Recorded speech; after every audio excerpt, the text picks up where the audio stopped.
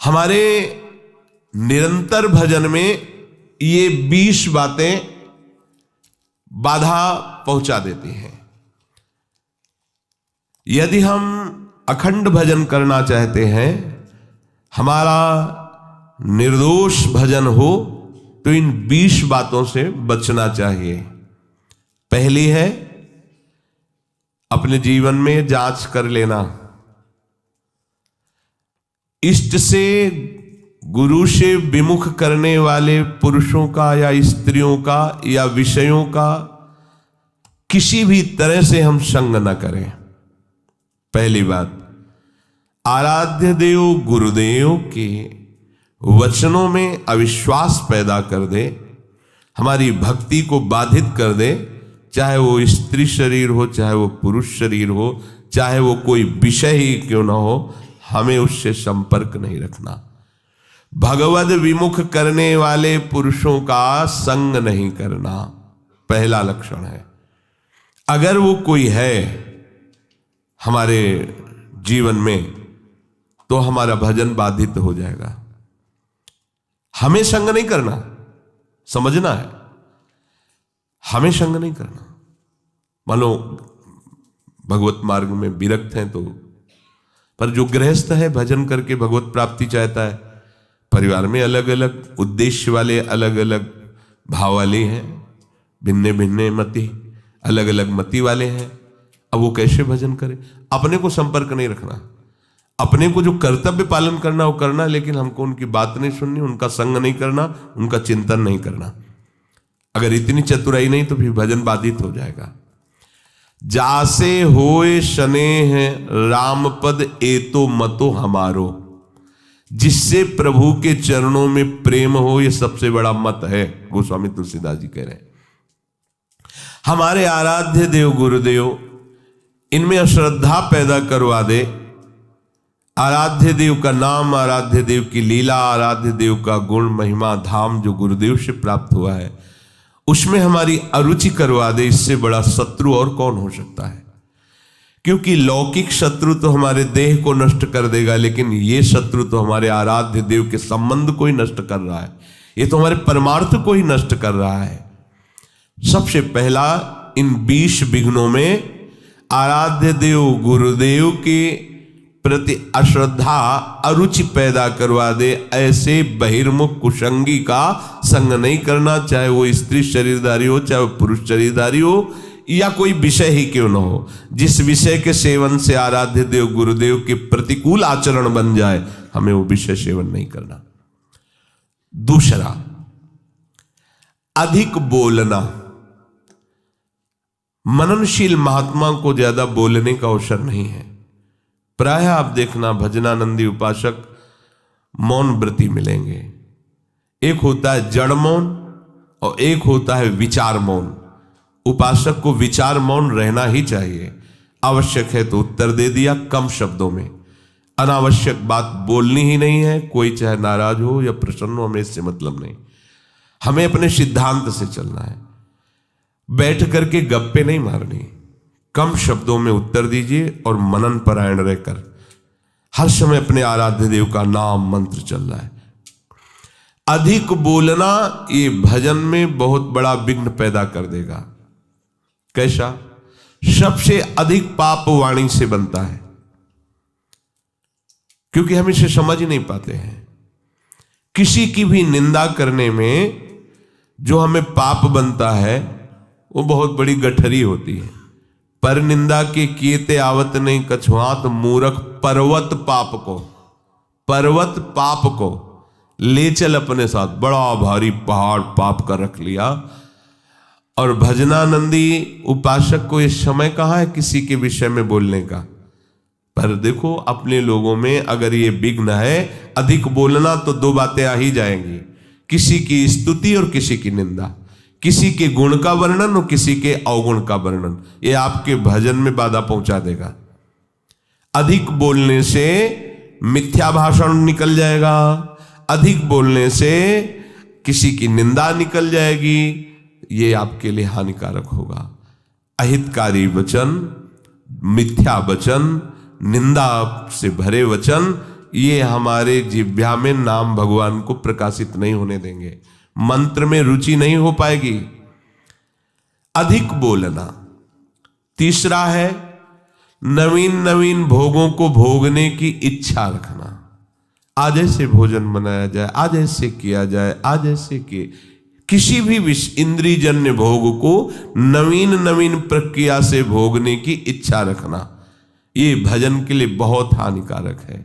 शरीर के प्राण पोषण के लिए ही हमें केवल अन्न जल आदि का आवश्यक ग्रहण करना होगा, जिससे हमारा शरीर भजन मार्ग में सहायता दे। बस अगर इसी जन्म में भगवत प्राप्ति करना है तो आपको चारों तरफ से अपने आप को घेरना होगा। अगर हमारी इंद्रियां, हमारा मन विषय सेवन में ही बना रहा तो भगवदानंद किससे हम अनुभव करेंगे? कैसे हम भगवत चिंतन में तन्मय होंगे? बिना तन्मयता के आराध्य देव की अनुभूति नहीं होती।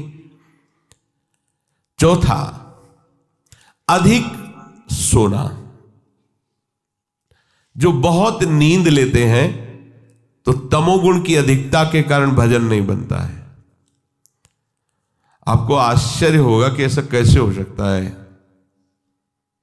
भजन की जब लगन लगती है, 11 बजे रात्रि के शयन करना, 2 बजे उठ जाना, स्नान किया, शौच किया, वृंदावन की परिक्रमा की, ऐसी दिनचर्या, और 2 बजे दिन में माधुकरी मांग के पाना, कोई बाल भोग, ये सब चाय नाश्ता कुछ नहीं, 2 बजे दिन में।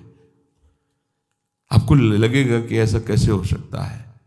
यही अपने यही वृंदावन, बाहर की बात नहीं है, वृंदावन की हितधाम की छोटी कुटिया की बात बता रहे हैं। बिजली का कनेक्शन कटा हुआ, नहीं चाहिए बिजली। अगर हम विषय सेवन में रुचि रखेंगे तो हमारी रुचि भजन की कैसे बनेगी? और शरीर है, ये जड़ है, इसको जैसे रखो वैसा अभ्यास बन जाएगा। कह रहे काशी में देखा, 2 घाटों के बीच की दरार में एक महात्मा रहते थे, रात्रि के 12-1 के लगभग निकलते थे। जब युगल किशोर ने बताया हम अवश्य दर्शन करें, हम तो घाट में ही रहते हैं, हम तो यहीं बैठ जाएंगे, देखेंगे। और निकले, एक अंगोछा की लंगोटी लगाए हुए, बस अस्थिमात्र होए रहे शरीरा, गौर वरण तेजोमयी उनकी दृष्टि, गए गंगा जी का स्नान किया। जब साष्टांग दंडवत करके, ये हमारा मतलब एक स्वभाव था कि कुछ भी ऐसा तो उससे बात करना, उनसे स्थिति कहाँ है, कैसी इनकी धरा है। तो जब संभाषण के लिए प्रार्थना की तो सुने कि एकदम निरपेक्ष महापुरुष, उनको किसी की अपेक्षा नहीं। पर जब दैन्य होकर प्रणाम मुद्रा में, तो रात्रि का समय एकांत घाट में हम ये कि महाराज जी आप इसमें कैसे रह लेते हैं? बस ऐसे पतली सी एक लंबी दरार थी, उसी में घुस जाते थे और एक पत्थर का टुकड़ा ऐसे रख लेते थे। वो कैसे आप रहते हैं? तो मतलब घाट में तो वैसे ही गर्मी पड़ती है, उनका अभ्यास से ऐसे अंदर रहते हैं। रात्रि में निकलते तो भोजन का, रात्रि में तो भोजन भी नहीं मिलता। तो उनका मारवाड़ी क्षेत्र में सब लोग प्रसाद पाके बाहर बड़े बड़े ड्रम रखे होते हैं, वो तो सुबह ड्रम फेंके जाते हैं, उनमें जो बचा हुआ जूठन है वो बटोर लेते हैं, आके पा लेते हैं, शौच स्नान करके फिर अंदर 24 घंटे में। ये भी भगवत प्राप्ति का स्वरूप है। कैसे अपने अभ्यास योग युक्त है ना, ये जन्म अभ्यास के लिए मिला है। चित्रकूट में रामलीला हो रही थी, नवीन अवस्था थी 16-18 के बीच की स्वामी जी की। तो वो रामलीला में जब देखा कि भगवान राम सुबह राज्याभिषेक होना था और 14 वर्ष का वनवास, बड़ी तन्मयता से देख रहे थे। एकदम हुआ कि जब प्रभु को वनवास हो गया तो फिर मेरा जीवन किस काम का? अब मैं घर नहीं जाऊं। महापुरुषों में एक विचारधारा अलग बनती है, अब तो जीवन किसका। भाग पड़े वहां से रामलीला से, गंगा के किनारा पकड़ा। वो समय काटते हुए ऐसे आगे बढ़ रहे तो स्वामी शंकरानंद जी महाराज बड़े अवधूत स्थिति को प्राप्त महापुरुष थे। अशनी आश्रम, जब गंगा किनारे भ्रमण कर रहे तब जब उनके पास आए तो उन्होंने दृष्टि से देख लिया कि इनकी बहुत ऊंची अवस्था जागृत होने वाली है अध्यात्म की। तो उनका बेटा कैसे तुम्हारा तो ये जो वेश है और ये अवस्था है तो पढ़ने की है, ऐसे कैसे? तो उन्होंने बताया स्वामी जी मैं रामलीला देखकर भगवान का वनवास मैं सहन नहीं कर पाया, अब मैं निश्चय करता हूं कि आजीवन वनवास करूंगा। तो इस निश्चय का स्वरूप क्या होगा? उनका घोर वैराग्य से जीवन व्यतीत करना। तो उनका फिर संन्यास मार्ग ले लूं? कहाँ, दे दीजिए। नवीन अवस्था में गंगा जी में संन्यास दिया गया। संन्यास का होता है कि दिगंबर कर दिया जाता है, निर्वस्त्र, और गंगा में खड़ा किया जाता है। अब तुम्हारा कौन है? तो गंगा को साक्षी करके बोलता है, कोई नहीं, नारायण के सिवा मेरा कोई नहीं। फिर वो संस्कार किए जाते हैं, फिर इसके बहुत से संत उपस्थित रहते हैं, फिर उनको लोक मर्यादा के लिए लंगोटी दी जाती है, और यहां तक केवल वस्त्र ढकने की अनुमति सन्यास को। जब उनको लंगोटी दे, उनका नहीं गुरुदेव, क्योंकि संस्कारी महापुरुष थे। तो कहा, लोग बोले अब लोक व्यवहार रहा कहां प्रभु? तो उनका ठीक है, ऐसा ही सही, चलो। तो कहां? बोले आश्रम। बोले नहीं, जान, हमें आपने संन्यास दिया, आजीवन आपके सामने नियम लेते हैं, यहीं जीवन व्यतीत करेंगे। तो गंगा का किनारा ही उनका घर था। जैसे गंगा बढ़ती ऊपर चले, जैसे घटती वैसे रेत, बस ऐसे दिगंबर।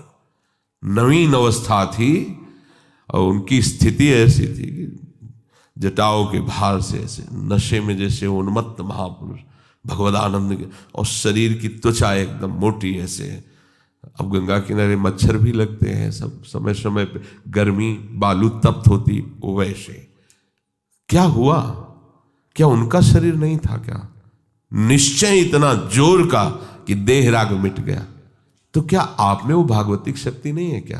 पर हम ये कह रहे हैं कि आप आकांक्षा क्यों करो कि हमको ये पहनने को मिले, खाने को मिले, ऐसी रहने की आकांक्षा करो। भगवत तत्व की ज्ञान की आकांक्षा करो, भगवत प्रेम की आकांक्षा करो, प्रियालाल के रूप रसास्वादन की, उनके श्री चरण सेवा की। ये आकांक्षा का विषय है, ये आकांक्षा का विषय थोड़ी है कि हम ये पहन लें, हम ये खा लें, हम ऐसी परिस्थिति में रहें, हमारी ऐसी हाई फाई व्यवस्था हो। हमारी मांग नहीं होनी चाहिए। हम स्वामी के आश्रित है, जैसा वो चाहे वैसा करें, जिसमें वो राजी है उसमें हम राजी हैं। तो अधिक नींद लेने का यह स्वभाव उपासक को छोड़ना पड़ेगा। बिल्कुल ना सोना और बहुत सोना, आगे के श्लोक में भगवान मना करते हैं। दोनों को योग सिद्ध नहीं होता। बिल्कुल ना पाना और बहुत पाना, दोनों को योग सिद्ध नहीं होता। तो अधिक नींद लेना, इस पे शासन करो यदि भगवत प्राप्ति करना चाहते हो। आपकी दिनचर्या में सोने का आपका ठीक समय होना चाहिए। जितने महात्मा आज तक मिले उन सबकी दिनचर्या परिपक्व रही है। परिपक्व दिनचर्या 2-4 मिनट की बात नहीं कहते, नहीं, उनका उठना, उनका लेटना, उनका खाना, उनका पीना एक टाइम पे होता है। ऐसा नहीं है जब चाहा तब। अगर उस समय तक भोजन नहीं मिला तो इसके बाद वो भोजन नहीं पाएंगे, चाहे 56 प्रकार के भोग आ जाए। एक महात्मा जिस आश्रम में हम गंगा किनारे रुके थे उसी आश्रम में आए थे। शाम टाइम वो कुछ नहीं लेते थे, एक टाइम दोपहर में अगर भिक्षा मिल गई तो लेते थे। प्रायः कौन इनके पीछे पड़ता है, खान पान के पीछे। जिसकी लगन लग जाती है प्रभु की प्राप्ति में, ये तो बहुत छोटी बातें हैं। इन महापुरुषों को देखो, वो शाम के जो उस आश्रम में आए जहां हम टिके हुए थे, तो उनको गाय वहां आश्रम में थी, तो संतों को शाम के बयारू कराई जाती थी, एक एक गिलास दूध दिया जाता था। तो बयारू तो करते नहीं थे, जब दूध तो उनका नहीं, हमारा नियम है, मैं एक बार दिन में जो भगवत इच्छा से मिलता पाते हैं, फिर नहीं। अरे नहीं स्वामी, दूसरी बार पूछते ही उनकी दृष्टि बन, ये क्या है, ये कोई स्वागत है? अरे परमार्थ के पति होकर के नियम को तोड़ने के लिए तुम जोर दे रहे हो? ये क्या प्राण पोषण करना ही साधु का धर्म है क्या? हटाइए, आप कैसे साधु हो, बार बार हमको खाने के लिए प्रेरित। डांट दिया, अपने खुशी हो जाएंगे, दूध दे रहे हैं गाय का, भाई इतना प्यार कर रहे। प्यार नहीं देखा जाता, अपना लक्ष्य देखा है। आप कितना आराध्य देव से प्यार करते हैं? हमें विषय सेवन के लिए कोई प्यार दे तो इसे प्यार कहते हैं क्या? आराध्य देव के चरणों जासो हो सने राम मत, राम पद ए तो मतो हमारो। अधिक भोजन, 5वां है अधिक भोजन। सच्ची मानिए, ये अनुभव की बात कहते हैं।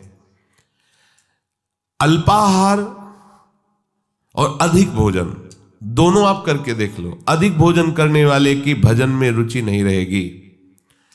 अगर दोनों टाइम आप भोजन जितना चाहिए उससे अधिक लोगे तो आप ब्रह्मचर्य रह ही नहीं सकते, आप भजन कर ही नहीं सकते। आपकी भजन में रुचि नहीं रहेगी, वो एक खिलवाड़ केवल होता रहेगा, दिन पार होता रहेगा। और आप 2-4 दिन आपको थोड़ा परेशानी पड़ेगी किसी भी संयम को धारण करने के लिए, आप उसे धारण कीजिए, फिर आप देखिएगा अगर आप 15-20 दिन ऐसे संयम से चले, फिर आपको हम ही छूट दे दें तो आप कहोगे नहीं बस ऐसा ही ठीक है। धीरे धीरे आपको हर इंद्रिय, हर वृत्ति को अपने आराध्य देव प्रियालाल में समर्पित करना है। रोज का रोज हमारी आयु नष्ट हो रही, हमारा लक्ष्य केवल यही बना हुआ है, संसार के भोग। सोचो हम कहाँ खड़े हैं, हमें कहाँ पहुंचना है। अधिक भोजन ये भजन का विघ्न है, 5वां। और 6ठा है उपासक होकर हंसी मजाक गंदी करना। उपासक भी हंसते हैं अपने आराध्य देव की, अपने उपासना की, उपासक जन मिलकर वार्ता। ऐसा नहीं कि सांसारिक उनको कॉमेडी उनको सुन के हंसना पड़े, उनको प्रोग्राम देखना पड़े कि हाँ चल रहा है कॉमेडी को हम हंस रहे हैं, ये साधना है क्या? हंसने के लिए तुम्हें तो प्रियालाल बहुत है, हास परिहास रसिका। या उपासक जन आपस में बैठ करके भगवत वार्ता, पवित्र वार्ता से विनोद, नहीं तो विनोद की ठौर कहां है? बिल्कुल नारायण हरि भजन में 5 न सुहात, विषय भोग निद्रा हंसी जगत प्रीति बहुबात। तो हंसी मजाक करना ये उपासक का भजन का विघ्न है, ऐसा न करें। 7वां है अपने रिश्ते नातेदारों के प्रति आसक्त हो जाना, जैसे स्त्री पुत्र और भी जो संबंध है इनमें आसक्त। भजन नहीं बन पाएगा। सबकी ममता ताग बटोरी, मम पद मन ही बांध पर डोरी। 8वां है क्रोधी स्वभाव बना लेना, जरा से कोई बात करे तो बस एकदम गुस्सा हो जाए। नहीं नहीं, आप भजन करने वाले हो, कभी कभी किसी की प्रतिकूल चेष्टा, अब जैसे आप परमार्थ में चल रहे हैं, किसी को परमार्थ संबंधी ही आप सावधान कर रहे हैं, वो आपके सामने ही प्रतिकूल आचरण कर रहा है, आपको गुस्सा नहीं होना है। ये आपकी भी तो परीक्षा हो सकती है, भगवान आपको भी तो देख रहे हैं कि आप उपदेश ही केवल देते हैं या आपके भी जीवन में कुछ है, इसलिए आप खुद देखो आपके जीवन में क्या है। उस समय आप प्रशांत आत्मा विवेक के द्वारा अगर कहीं भी स्फुरण हो रहा है क्रोधा, तो उसे शांत कीजिए। वो क्रोध दूसरे का अहित करेगा कि नहीं करेगा, पर आपका हित हो जाएगा, आपका हृदय पवित्र हो जाएगा, आपके हृदय में जलन पैदा हो जाएगी। क्रोध रूपी विकार भजन को बहुत ज्यादा ढकता है। पूज्य श्रीपाद उड़िया बाबा जी महाराज, 1 महीने में अगर कस के 1 बार गुस्सा आ गई तो 1 महीने का भजन ढक जाएगा, वो भागवतिक तेज प्रकाशित नहीं हो पाएगा। और 12 बार साल में गुस्सा आ गई तो पूरे साल का भजन ढक गया। और यहाँ दिन में 12 बार आ जाता होगा गुस्सा, ये ऐसा कैसे, ये ऐसा कैसे? गुस्सा नहीं करनी, क्रोध नहीं आने देना अंदर से। 9वां है हिंसा करना। हिंसा वाणी से भी होती है, मन से भी होती है और शरीर से भी होती है। जो भगवत मार्ग का पथिक है सावधान रहता है, शरीर से तो हिंसा मुश्किल ही बनती है। किसी भी जीव को कष्ट देने का स्वभाव होने वाला साधक कैसे हो सकता है? किसी भी जीव को पीड़ा देने वाला कैसे साधक हो? परमार्थ का पथिक वो हो ही नहीं सकता, वो तो नाटकबाजी है। किसी भी जीव को शरीर से पीड़ा कैसे दे सकता है? वो नहीं दे सकता। बड़ी सावधानी रखने की जरूरत है। किसी भी जीव को नहीं, सांप मारो मारो मारो, बिच्छी मारो, कुछ को देखते छिपकली ऐसे भयभीत हो जैसे मगरमच्छ हो छिपकली, हाँ उसको निकाल के मार, ये सब बिल्कुल सावधान। बाबा श्रीधर जी महाराज कालीदय 10-12 छिपकली मच्छरदानी में ऊपर, मच्छरदानी ऐसी मच्छर के हाथ 10-20 जगह से डाल सकते हो, ऐसी मच्छरदानी लगी थी। क्या रात दिन भजन में डूबे हुए। वो ऐसा नहीं था कि वो छिप जो जाते थे अपने लोग। तो आपका लक्ष्य प्रभु है तो आप में सबको प्रभु को देखना होगा, सब में प्रभु, कोई भी बाधा नहीं पहुंचा सकता। सेनपुर में आपको मतलब ये बात ऐसा लगेगा कि शायद अत्युक्ति करके कही जा रही हो, जैसे काले चीटे घूमते ना, ऐसे भूरी और काली बिच्छी घूमती थी शाम के, और एक से एक कोबरा, किंग कोबरा, बड़े बड़े सांप, क्योंकि गंगा का किनारा, भीषण जंगल, और एक पंजीरी बाबा, बूढ़े बाबा उधर रहते थे और दूसरे हम वहां थे, और वो कान के बहरे थे कि हल्ला बचाओ तो सुनाई न दे। अब केवल भगवद आश्रय ले ही तो और क्या वहां रह सकता है। बस दृढ़ निश्चय था कि अगर संयोग है तो काटेगा, नहीं तो नहीं काटेगा। तो बहुत समय तक रहने पर कभी बिच्छी ने नहीं मारा, कभी सांप ने। ऐसे आसन में बैठे हुए और ऐसे सांप जा रहे हैं, ऐसे बिछखा पर सांप। उल्लुओं की आवाज तो ऐसे जैसे कोई संगीत गा रहा हो। 14 राग से उगाता है उल्लू, 14 प्रकार की आवाज होती है, हर आवाज में एक भय उत्पन्न हो। गंगा जी के किनारे तो प्रतिध्वनि भी होती थी उसकी, अंधेरा न कोई लाइट न कुछ, केवल प्रभु ही प्रभु, मंत्राकार वृत्ति। अरे जो पीछे संत महात्मा इसीलिए ऐसे स्थानों का चयन करते थे, अन्य आश्रय नहीं, केवल भजन ही करना पड़ेगा, दूसरा उपाय नहीं है। हिंसा ना तो शरीर से होनी चाहिए और वाणी से भी हिंसा होती है। किसी के दिल में दुख पहुंचाने वाली वाणी बोलना है हिंसात्मक वाणी है नहीं। सबके दिल में दिलवर वास करता है, उसी की हम उपासना करते हैं। हमको ऐसे कठोर वचन नहीं बोलने हैं जिससे उसका हृदय दुखी हो जाए। हम अपनी बात कह देते हैं, ना मानो आपका। देखो भगवान गीता जी बोल दिए ना, मानो या ना मानो तुम्हारी बात है। मानोगे तो भगवदानंद में रहोगे, नहीं मानोगे तो विषयानंद में डूबोगे। और एक होता है मन से हिंसा करना, ये ज्यादा होता है। शरीर से हिंसा करना तो साधक मार्ग में बहुत ही निंदनीय है। वो तो शायद ही कोई ऐसा मूर्खतावश कर दे, नहीं तो नहीं करेगा, क्योंकि वो साधक मार्ग में चल रहा है। उपासना मार्ग में काहे कि किसी जीव की हत्या करेगा। वाणी से वो भी चूक कर सकता है, किसी को ऐसे दुखद वचन जाओ भोगोगे, ये भी दंड है ना, ये भी आप हिंसात्मक वचन बोल रहे हैं। अगर आप भजन करते हैं और आपका वचन लागू हो गया, जाओ भोगो, तो आपने उसके लिए विधान कर दिया ना दुख का। तो साधु से होए न कारज हानि, साधु तो परहित परम मंगल करने वाला होता है, उसके दुख का विधान कैसे करे। और मन से होता है कि जब कोई हमारे प्रतिकूल चलता है तो एक जलन होती है, उस जलन में हमारे अंदर निकलता है, भोगोगे तुम, फिर आगे चल करके तुम देख लेना तुम्हारी दुर्गति होगी, तुम अमुक कष्ट पाओगे, जाओ ऐसा ऐसे। वो जो मन है ना वो अपने आप संकल्प करता है, तब इसको समझ में आएगा कि ये जो हमारी प्रतिकूलता कर रहा है ना, तब इसको समझ, ये सब बातें नहीं होनी चाहिए। अगर ये बातें हैं तो आपके भजन में टांग टूट जाएगी आपकी, आप भजन की चढ़ाई पे नहीं चढ़ पाएंगे। ये टांग तो सुरक्षित बनी रहे चाहे, लेकिन भजन की चढ़ाई आप नहीं चढ़ पाएंगे, आप फिसल जाएंगे। जो दूसरे का तनिक भी अहित सोचता है, उस दूसरे का अहित हो या ना हो, तुम्हारा उसी क्षण से अहित शुरू हो गया, उसी क्षण से तुम्हारा हानि शुरू हो गया। 10वां है काम विकार।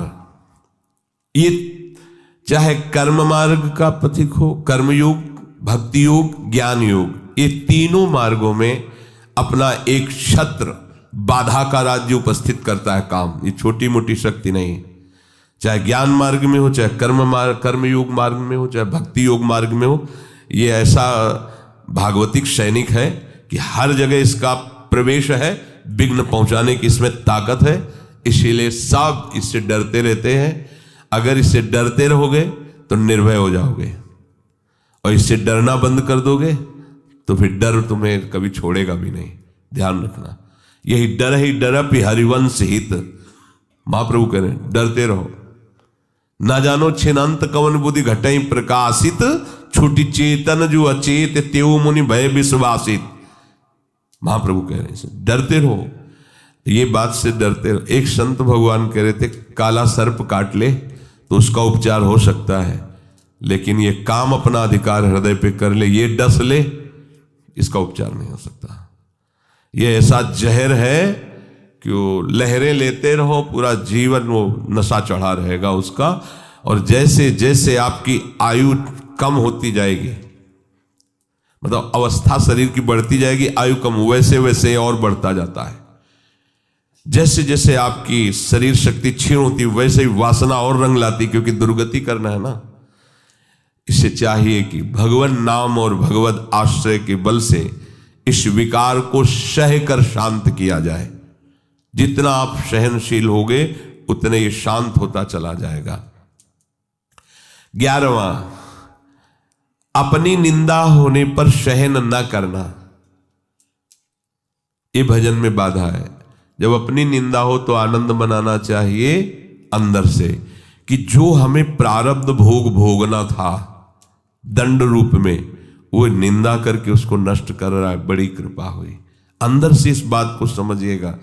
अगर हमारी कोई निंदा कर रहा है तो हमें आनंदित होना चाहिए, हमारा परमार्थ मार्ग साफ हो रहा है। ध्यान रखना, हमारा परमार्थ मार्ग जो बाधित होने वाला था उसकी निंदा से कट गया। बहुत बड़ा प्रभाव है। बिना भोगे तुम्हारे प्रारब्ध का नाश करा दे वो निंदक है, इससे बड़ा कोई हमारा सहयोगी नहीं है। साधो निंदक मित्र हमारा, चरणदास जी ने इसमें बड़ा आशीर्वाद दिया है कि जो कोई निंदा करे हमारी उतरे भव से पारा साधो, क्योंकि उसने हमारे परमार्थ को साफ कर दिया।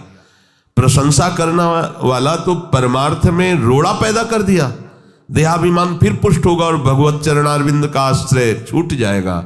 लेकिन निंदा करने वाले ने भगवत आश्रय पुष्ट कर दिया, परमार्थ को बिल्कुल पवित्र और साफ कर दिया। आए हुए बुरे प्रारब्ध को नष्ट करने के लिए ये जो हमारी प्रभु निंदा कराते हैं, बहुत कृपा है छुपी हुई इसमें। उसे हमें भोगना पड़ता, सड़ना पड़ता। कई बार सुनाया है कि भगवान वशिष्ठ जी कुल पुरोहित थे और वो चक्रवर्ती सम्राट पे पद में थे, तो उनके शरीर में किसी पूर्व कर्मा अनुसार वो कुष्ठ हो गया था, गलित कुष्ठ। तो राजगद्दी पे थे पर ढक के ऐसे रहते, तो वशिष्ठ जी से कहा इससे जीना से अच्छा है मर जाना, हम अपनी सभा में भी खुल के नहीं बैठ सकते हैं सब, गलित कुष्ठ। कोई उपाय है? तो उनका कर्म का फल तो भोगना पड़ता है, अवश्य में भोक्तव्यम कृतम कर्म शुभाशुभम। होगा महाराज कोई भी दान पुण्य कुछ ऐसा जो आप दुर्गा दान पुण्य से नष्ट नहीं होगा। एक उपाय है, आपके बड़े भ्राता की जो पत्नी, बड़े भ्राता युद्ध में मारे गए, आप रोज जाके उनको भगवान श्री राम का चरित्र सुनाइए जो आज्ञा। अब रोज टाइम से 2-2.5 घंटे सभा के बाद जाते थे रात्रि में, और 10-11 बजे वापस आते। धीरे धीरे धीरे धीरे बात पूरी नगर में फैल गई, सब लोग निंदा करने लगे। देखो वैसे ही भोग रहा है कुष्ठ का, और ये कितना दुराचारी है कि माँ के समान पवित्र भाव जिसमें रखा जाता है बड़े भ्राता की पत्नी। अब बड़े भ्राता तो युद्ध में पधार गए, तो देखो रोज रात्रि में उनके यहाँ जाता है। अब कुष्ठ खत्म होना शुरू हुआ। अब 20-20 लोग बैठ करके उन्हीं के राजा के विषय की बात सुन। सब एक दिन वशिष्ठ जी से कहा, प्रभु जब मुझे हमारे ये जो गुप्तचर बताते हैं आकर कि प्रजा ऐसी हमारी निंदा कर रही, तो ऐसा लगता है कि मर जाना। तो बोले कुष्ठ नष्ट करने में तुम्हारा ये बहुत बड़ा सहयोग होगा। पहले कहते थे कुष्ठ के कारण कि मर जाना अच्छा है, अब जब दवाई करवा रहे हैं तो तुम कह रहे हो ऐसा। कुष्ठ कम हुआ ना? बोले हाँ कम। धीरे धीरे सब कुष्ठ नष्ट हो गया, पूरे राज्य में ये निंदा इनकी होने लगी और कुष्ठ नष्ट हो गया। अब यहाँ नाक का बचा, तो उनका भगवान नाक का बच्चा। बोले कभी ये नष्ट नहीं होगा। क्यों? बोले वे वशिष्ठ के हिस्से का है, और हम जानते हैं तुम वहाँ रामचरित्र सुनाने जाते हो, कोई गलत लहे। फिर बुलाया पूरी प्रजा को और सभा में बताया कि ऐसा ऐसा ऐसा, तो गलित कुष्ठ उनका नष्ट हो गया। ये जो हमारी निंदा करने वाले हैं, ये जो हम केवल भोग कर ही उसका समन होता, उस पाप को, उस अपराध को अपनी निंदा जिह्वा से, संतों ने कहा माँ से भी ज्यादा ये दुलार करते हैं। माँ तो हाथ से मल साफ किया होगा, ये हमारे उस कर्म जनित मल को वो जिह्वा से साफ कर देते हैं निंदा करके। तो निंदा जब हमारी हो रही हो, अपमान हो रहा हो, तो हमें सहन करना चाहिए। हमारे बहुत बड़े बुरे प्रारब्ध का वो निवारण कर रहे हैं। पर ऐसा बहुत कम होता है। जब निंदा होती है तो हम जब उसकी निंदा खुद करने लगते हैं, तो उसका परिणाम ही होता है जो हमारे पास था वो तो था ही और वापस आ जाता है। पर निंदा के किए थे आवत नहीं कछुआत, मूर्ख पर्वत पाप को ले। हमें दूसरे की निंदा नहीं करनी, पर अपनी निंदा हो तो आनंद पूर्वक सहना है। किसी से कहना भी नहीं कि वो हमारी निंदा करता है, नहीं, जो पूरा काम होना है उसमें घाटा पड़ जाएगा। परम लाभ की बात है, ध्यान देना। पर ये सहन नहीं होती बिल्कुल, और ये बिल्कुल निर्मल कर देगा आपको। निंदक नियरे राखिए आंगन कुटी छवाए, बिना साबुन पानी बिना निर्मल करे सुहाए। कह रहे ज्यादा दूर मत रखो, सीधे आंगन में रखो, जिसे निकलते बैठते हो तुम्हारे कान में निंदा पड़े। अगर कहीं भगवान ऐसी पवित्र व्यवस्था कर देते हैं कि कोई निंदा करे तो उसका विरोध कभी न करे, चुप रहे। यद्यपि बहुत कड़वी दवा है। वो तुम ऐसा कह रहे थे, अरे वो क्या पापी पुरुष हैं इसीलिए संतों पर दोष लग, बिल्कुल मत बोलो, नहीं तो सब घाटा हो जाएगा दवा में, फिर वो उतनी सामर्थ्य नहीं रह जाएगी आपका जो रोग नष्ट होना है। शांत चुपचाप सह जाओ। जैसे कोई कहे कि वो ऐसी निंदा कर रहे थे, हाँ तो इसी लायक हम ही है ना, राधा राधा, आगे बढ़ो, अपना काम बन रहा है। श्री जी कितनी कृपालु है, बिना भोगे हमें निर्मल करके आगे बढ़ा रही। और 12वां है स्वयं दूसरों की कभी निंदा ना करना और ना सुनना। देख लो ये भजन के विघ्न है। अपनी जबान से किसी की निंदा नहीं करना, अपने कान से किसी की निंदा नहीं सुनना। और 13वां है अपनी दिनचर्या में आलस्य न करना। बहुत रोज 4 सवा 4 बजे जाना पड़ता है, कभी कभी तो सो लेते हैं या प्रमादी नहीं, या शरीर चलने लायक नहीं रहा तो बात है, नहीं तो आलस्य साधु के उपासक के परमार्थिक जीवन में बहुत बड़ा शत्रु। आलस्य नहीं होना चाहिए। और शौकीनी, कोई भी वस्त्र खान पान कुछ भी शौक के लिए नहीं होना चाहिए। आज इस रंग का चप्पल तो कल उस रंग का जूता, तो इस रंग का मुफलर तो इस रंग की जैकेट, ये परमार्थ के पथिक के नहीं। जो आपके पास हो वस्त्र है आराम से, उनके लिए आप शौक मत रखो कि अब ऐसा आए अब वैसा, और किसी भी तरह की कोई शौकीनी के लिए वस्तु का प्रयोग ना करो। 15वां, किसी भी तरह की प्रसिद्धि को अपने में स्वीकार मत करो। हजारों लोग प्रणाम कर रहे हैं, यश हो रहा है, ऐसा वैसा, आपका नहीं हो रहा है। वो आपके गुरुदेव और आराध्य देव का है, आपका नहीं। आप स्वीकार करोगे तो विष पी लोगे।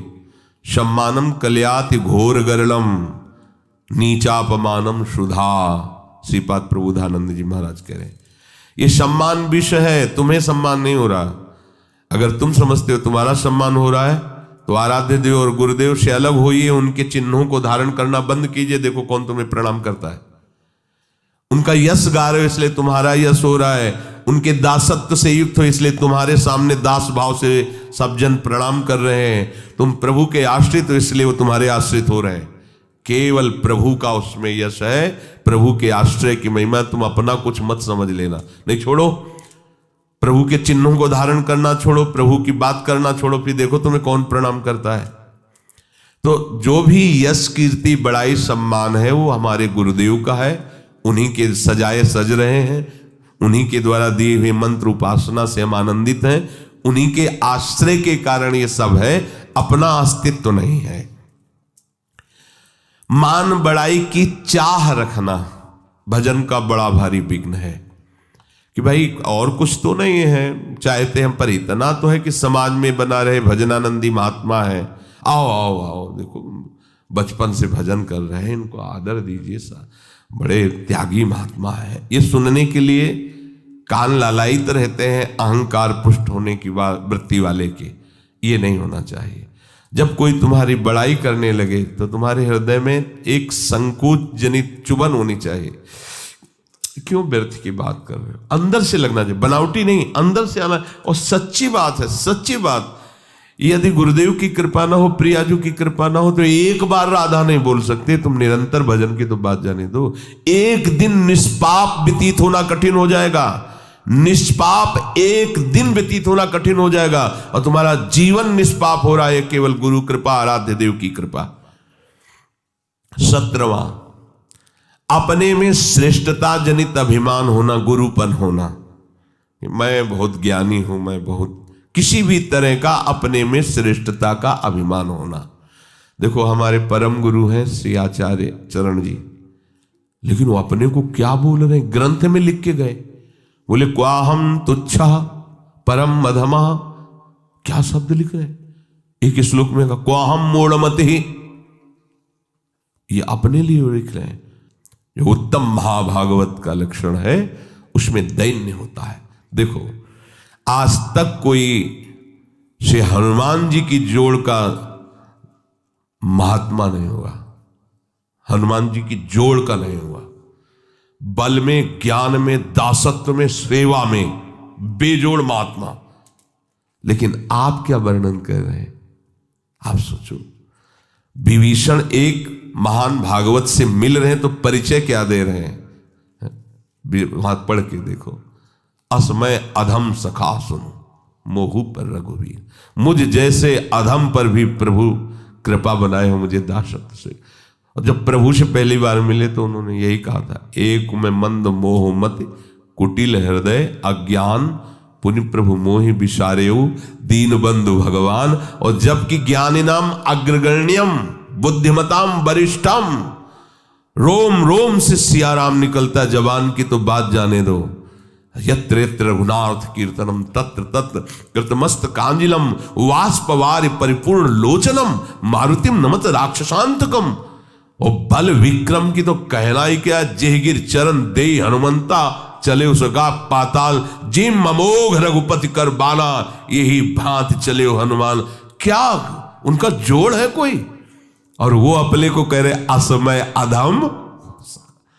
भगवान ने जितना माता सबरी को दुलार दिया, बिरला है कोई ऐसा दुलार पा पाता है।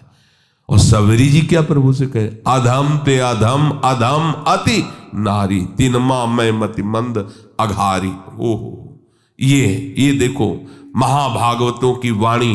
देखो, आद्य गुरु भगवान शंकराचार्य अहम ग्रह उपासना के आचार्य, और वो कह रहे हैं कि सत्यपि भेदापगमे नाथ तवाहम नमाम कीनस्तुम समुद्रो ही तरंगा कुचन समुद्रो न तारंगा। नाथ, यद्यपि ये बात सत्य है कि हम में और आप में भेद नहीं है, क्योंकि अभेद भक्ति के आचार्य हैं, अभेद ब्रह्म स्वरूप के आचार्य हैं, उसी का उपदेश करें। पर बोले प्रभु एक बात परम सत्य है कि समुद्र से ही तरंग उत्पन्न होती तो अभेद है, पर तरंग से कभी समुद्र उत्पन्न हुआ हो ऐसा कहीं वर्णन नहीं पाया गया। अर्थात हे हरि, आप समुद्र हो और मैं आपकी तरंग हूं। ये आद्य गुरु भगवान शंकराचार्य की षटपदी नामक स्तुति में वर्णन है। आप कितने भी कोई भी बड़े बड़े महापुरुष हुए हैं, उस असीम अगाध महिमा में जब तो फिर अपने को दैन्य नहीं देखा है। इसलिए कभी भी किसी को भी अभिमान की जरूरत नहीं है। अगर अभिमान किसी भी तरह का हम अपने हृदय में रखते हैं तो अभी सत्य वस्तु को जाना नहीं। जिस वस्तु को जानने के बाद कुछ जानना बाकी नहीं रहता, उस वस्तु को जब जान लिया जाता है तो अभिमान नहीं रहता। और जब तक उस वस्तु को जाना नहीं तो अभिमान किस बात का? दोनों स्थिति में अभिमान नहीं होता। जब उसको जाना नहीं, पाया नहीं, तो अभिमान किस बात? और उसको पा लेने के बाद, जान लेने के बाद अभिमान रहता ही नहीं है। 18वां, परदोष चिंतन। कभी किसी के दोषों का चिंतन न करे, क्योंकि चिंतन यदि दोषों हो तो आपके अंदर दोष आ जाएंगे। चिंतन के साथ साथ वर्णन, श्रवण, ये सब शुरू हो जाता है दोषों। ये बिल्कुल अपने भजन मार्ग में भयानक विघ्न है। 19वां, दिखावटीपना नहीं होना चाहिए। एक पद्धति से चलो। अगर वैराग्य मार्ग में भी है तो गुरु परंपरागत वस्त्र और तिलक आदि रचना का एक ही क्रम है। अलग अलग संप्रदायों में अपने अपने आचार्य द्वारा जो तिलक दिया गया है, यह हमारा बनावटीपना या दिखावटीपना नहीं है। यह हमारा आचार्य प्रदत्त दासत्व का चिन्ह है। ये कोई खिलवाड़ नहीं है कंठी तिलक धारण करना, पर बनावटी नहीं। आचार्य परंपरा से जुड़ा होना चाहिए, आचार्य प्रदत्त मंत्र होना चाहिए। तभी ऐसा नहीं कि बनावटी वेश जो मनाया, लाल पहन लिया। ये दाम में आए थे, लाल कपड़ा पहने, बोले शरणागत मंत्र लेना। तुमने कहा वैसे ही आप लाल वेश धारण, बोले वो तो ऐसे पहन लिए। ऐसे कैसे पहन लिए? गेरुआ वस्त्र की महिमा समझते हो? साक्षात नारायण स्वरूप, अग्नि स्वरूप माना जाता है। ऐसे ही धारण कर लिए, ऐसे ही कपड़े धारण कर लिए, ऐसे मन मानी। कोई भी दिखावटीपना नहीं होना चाहिए, आचार्य परंपरागत होना चाहिए। और उपास्य देव की प्राप्ति के लिए जो वैराग्य वेश धारण किया है, जो गुरु ने दिया है, प्राण निकल जाए पर उसे नहीं छोड़ना चाहिए। ये जो ऐसे नहीं मनमानी आचरण, ऐसा नहीं। एक बार एक महाभागवत एक परम सन्यासी को बंदी बनाया गया था, गौ हत्या के विरोध में वो खड़े हुए थे। तो उनको कहा गया आप अपने वस्त्र उतारिए, तो उन्होंने कहा गला काट दीजिए, स्वीकार है, पर हम ये काषाय वस्त्र नहीं उतार सकते, ये हमारे आचार्य और गुरु प्रदत्त है, तुम इसे खिलवाड़ मत समझना। ऐसा जब गौ हत्या के विरोध में खड़े थे तो उनका दंड भी भंग कर दिया गया था, उनका श्राप लागू हो गया था। बहुत ये जो आचार्य परंपरा से पोशाक और भागवतिक चिन्ह, वैष्णव चिन्ह मिलते हैं, खिलवाड़ नहीं है। जब मन आया तब धारण किया, जब मन आया तब उतार दिया, ये हुए ही नहीं प्रभु के। ये सब केवल स्वांग रचने वाले नौटंकी नाटक वाले हैं। ये कोई नाटक का खेल है क्या कि पर्दे पे गए तो साधु का वेश बना करके आशीर्वाद दे रहे हैं, पीछे आए तो पैंट शर्ट और बीड़ी हुक्का पी रहे हैं? ये थोड़ी, ये कोई सीरियल का साधु थोड़ी है। अपने जीवन को आचार्य गुरु परंपरा में आजीवन उसी में, हमारे जो गुरुदेव ने हमें वस्त्र दिया, मंत्र दिया, उपासना दी, भागवतिक चिन्ह दिए, उसी के अनुसार हमें चलना है। दिखावटी नहीं होना चाहिए, बनावटी नहीं होना चाहिए। सोमवार को और रंग के, मंगल को और रंग के, बुद्ध के और रंग को, बृहस्पति के और रंग के, ये बहुरंगी बाबा नहीं होना चाहिए। आराध्य देव के रंग में रंगे हुए, शुरू से हर संप्रदाय की एक पोशाक होती है। नैष्ठिक ब्रह्मचर्य, श्वेत वस्त्र धारण करके मूंज मेखला, महावाक्य ऊपर का लाल वस्त्र नीचे का सफेद, सन्यास काशा गेरुआ वस्त्र, वैष्णव श्वेत पीत या भगवत प्रसादी। किसी भी संप्रदाय का वैष्णव पीत वस्त्र धारण कर सकता है, श्वेत वस्त्र धारण कर, या गुरु इष्टिक भगवत प्रसादी, उसमें रंग नहीं देखा जाता। अगर भगवत प्रसादी है तो उसे वो हमारे आराध्य देव की प्रसादी, अन्यथा अपनी स्वेच्छा पूर्वक नहीं। विरक्त मार्ग में है, अगर कौपीन नहीं है, कौपीनवंता खलु भाग्यवंता, अगर आपका पुरुष शरीर और आपको वैराग्य मार्ग में, कौपीनवंता खलु, मार्किन ऊपर से कौपीन लग, जैसी आपको रहने दी गई आजीवन। फिर हमें नहीं देखना कि जिसने हमें रहनी दी वो कैसे रह रहा है, हमें देखना है हमें कैसे रहनी दी गई, हमको उसी में चलना है। वो किस स्थिति में क्या है उनका खेल वो जाने, हमें जो दिया गया हमको उसी के अनुसार चलना है। बनावटीपन, दिखावटीपन अपने जीवन में नहीं होना। और 20वां है आवश्यकताओं को बढ़ा लेना। जो आवश्यकताओं को बढ़ा लेता है भजन में विघ्न है। बहुत कम आवश्यकता में आपकी दिनचर्या व्यतीत होनी चाहिए। आपका भोजन, आपका वस्त्र, आपका प्रकृति का प्रयोग कम होना चाहिए। जितना प्रकृति के भोक्ता बनेंगे उतनी प्रकृति आप पर शासन करेगी, अधीन हो जाओगे।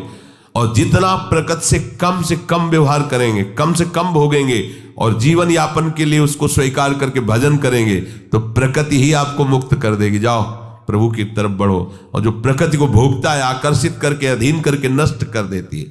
ये 20 दोष भजन में भारी विघ्न पैदा कर देते हैं।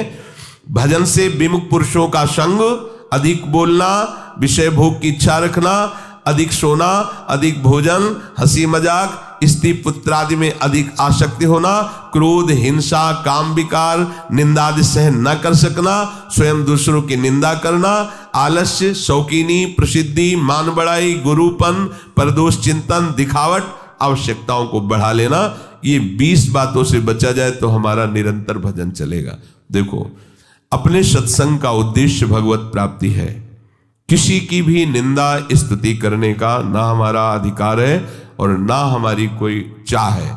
अपने लोग कभी इस कुमार्गगामी प्रवृत्तियों में ना फंसे, इसलिए उनको विस्तृत रूप से बताया जाता है। सब भगवत स्वरूप है, अंत में हमको यही मानना है, सब भगवत स्वरूप है। अगर कोई दिखावट कर रहा है तो मेरा प्रभु ही है, मुझे मानना है। अगर कोई कुछ भी कहीं भी है, मुझे मानना है। पर अपने लोगों को इन दोषों में नहीं फंसना। अगर फंसेंगे तो सब में भगवत भाव या भजन हम नहीं कर पाएंगे। इसलिए इसकी व्याख्या रूप में वर्णन के श्री राधा वल्लभ।